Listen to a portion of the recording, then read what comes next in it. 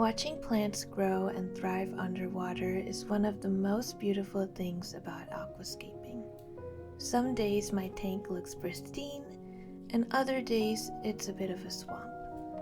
But either way, the journey is a rewarding process. I've had this microsort carpet in my pond tank for a while now, and while it has its own charm, I wanted to try something new. Lately, I've been having some algae problems due to my lack of regular maintenance and water changes. Now I have the perfect excuse to buy more plants and rescape my pond tank.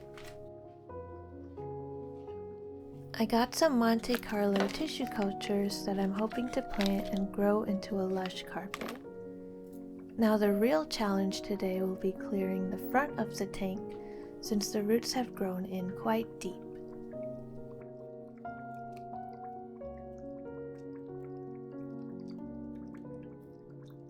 The immersed plants in this tank are three-way sedge and giant pennywort.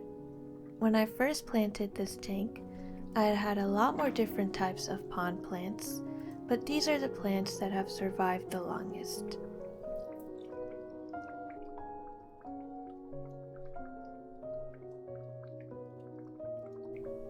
I have some least killifish in this tank. These are fun little nanofish that are native to Florida. They don't require a heater or filter, which is how I keep them here.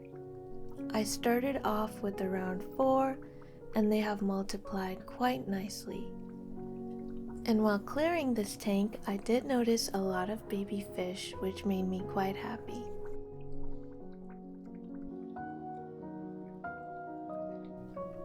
I've had this tank for around a year now, and it's time I did a deep clean of the substrate. The substrate I use in my pond tanks is fine-grained akadama. It's very good at holding on to nutrients and making them available for the plants to use.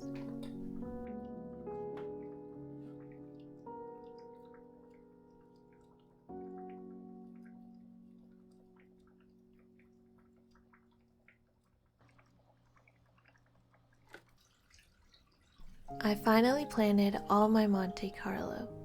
Now all there's left to do is wait. And here's all my Monte Carlo I planted, now floating at the surface. I definitely should have planted the Monte Carlo deeper into the substrate. But it's okay, and things don't always work out the first time.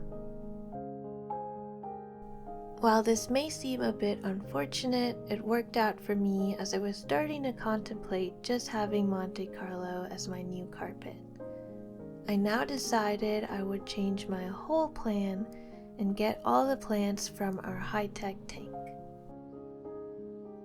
My husband helped me remove a lot of hairgrass and cuba that's rooted itself into the sand.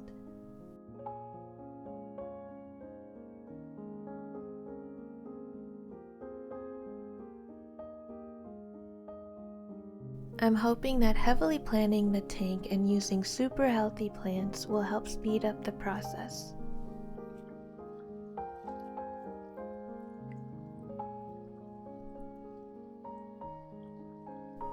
This time I learned my lesson and I'm planting them quite deep into the substrate. This way they don't have a chance to float up like before. For big chunks like this, I found that using my fingers was a lot more effective than using tweezers. Most people don't have this many plants available to just shove in their tank. We only have it because we have a big tank. Yeah, that's like $100 of plants. That's a lot.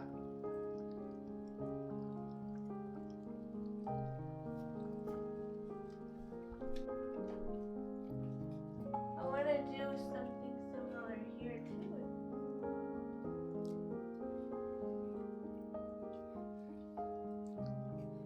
I'm not sure if these plants are going to make it because they are often recommended for high-tech aquariums, but I thought I might as well give it a try and see what happens. It is my first time growing these plants in this sort of environment, so it's definitely a bit of an experiment, but I'm excited to see where it goes.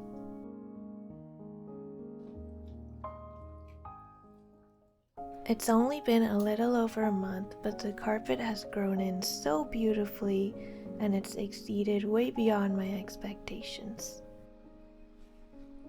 I wasn't sure how the plants would adapt because it's not often I see them being grown in a low-tech environment. It's definitely not been all smooth sailing. I do deal with quite a bit of algae in between the grass, but despite all that, I'm really happy with how far it's come. The only nutrients I add regularly to this tank come from brine shrimp and fried food that I like to feed the fish.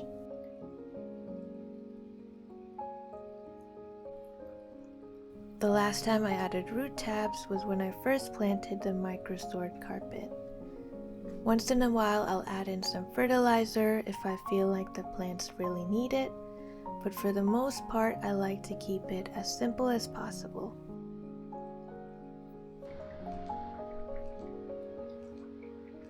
It's been a little over 2 months and this is the best this tank has looked so far. I've been a little more diligent with water changes and trying to remove the algae. It's definitely not perfect, but it's looking a lot better than before.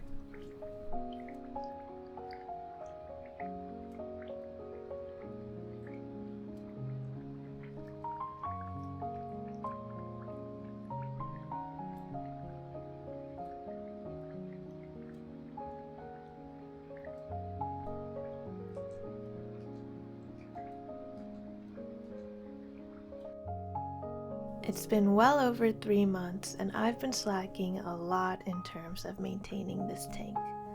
The plants have definitely grown a lot, but so has all the algae in this tank.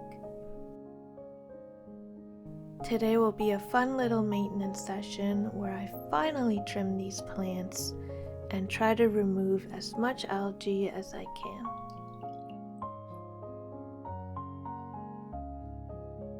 You probably noticed how tall the hairgrass has gotten.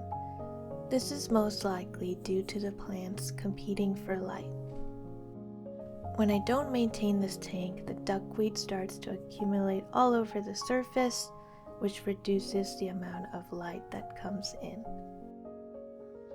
The cuba is also taking over the hairgrass, which I don't mind, but I do prefer a more grassy look.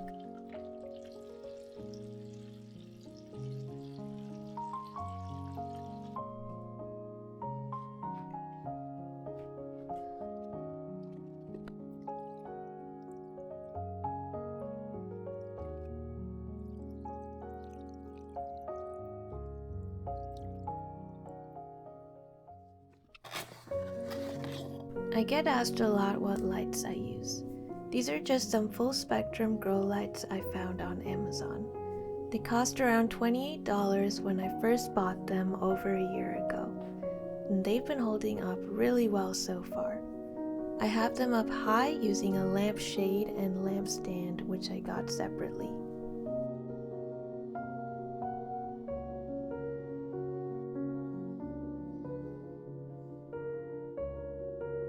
Overall, I'm really happy I decided to give these plants a shot in my tank. It was definitely a bit of an experiment because I wasn't sure if it would work out at first. I had a head start by starting off with super healthy plants and planting very heavily to begin with. I don't think I would have achieved the same results if I just started off with a few tissue cultures. I know I still have a lot of work to do on these tanks and a lot more algae to tackle, but I'm still so impressed with how much these plants have grown. I hope you guys enjoyed this video. I wanted to thank you for watching all the way till the end, and I will see you in the next one.